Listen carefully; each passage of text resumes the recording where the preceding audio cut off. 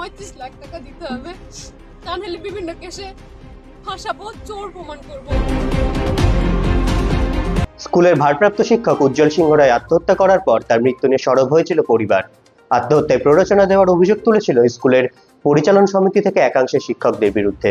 এবার স্কুলের পড়ুয়ারা পথে নেমেছে ওই ঘটনা নিয়ে। সুনিতা মুর্শিদাবাদের সর্বকালের সেরা এবং ঐতিহাসিক বস্ত্র প্রতিষ্ঠান।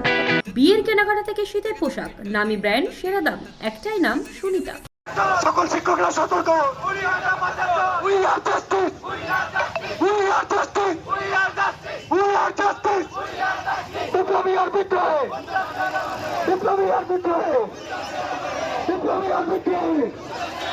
আমরা মোমবাতি নিয়ে মিছিল করলাম, কারণ কাল আমাদের শিক্ষক মহাশয় উজ্জ্বল মহাশয় আত্মহত্যা করেছেন এবং সেই জন্য আমাদের ম্যানেজিং কমিটি তার উপরে চাপ সৃষ্টি করেছিলেন।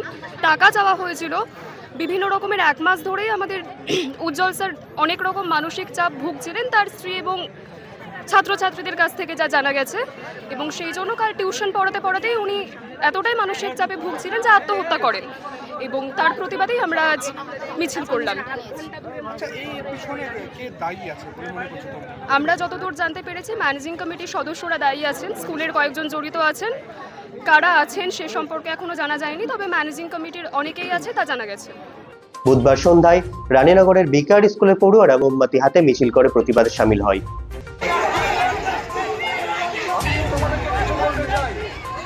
আমি তোমাদেরকে কিছু বলতে চাই।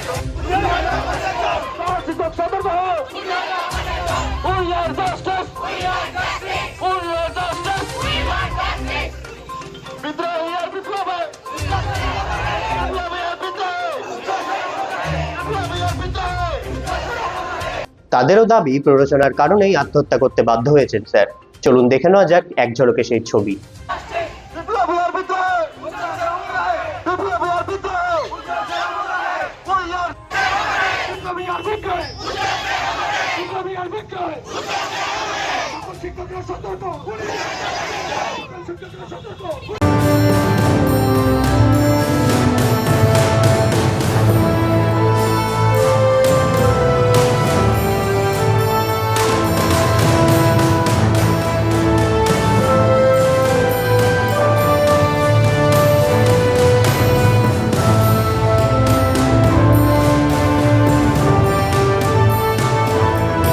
ম্যানেজিং কমিটির কিছু সদস্য এবং এই স্কুলের কিছু শিক্ষক জড়িত আছে।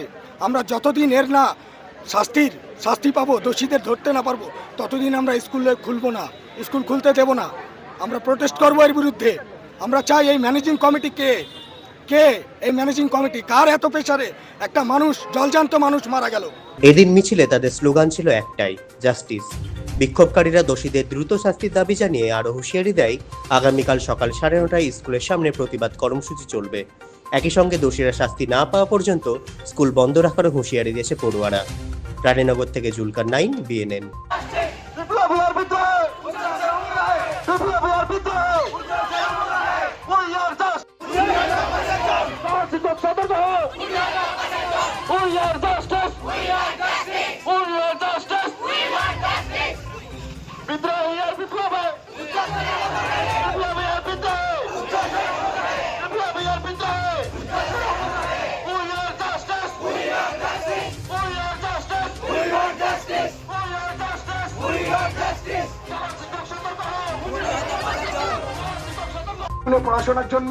পড়াশোনার জন্যই হবে, অন্য কোনো কিছু যেন না হয়।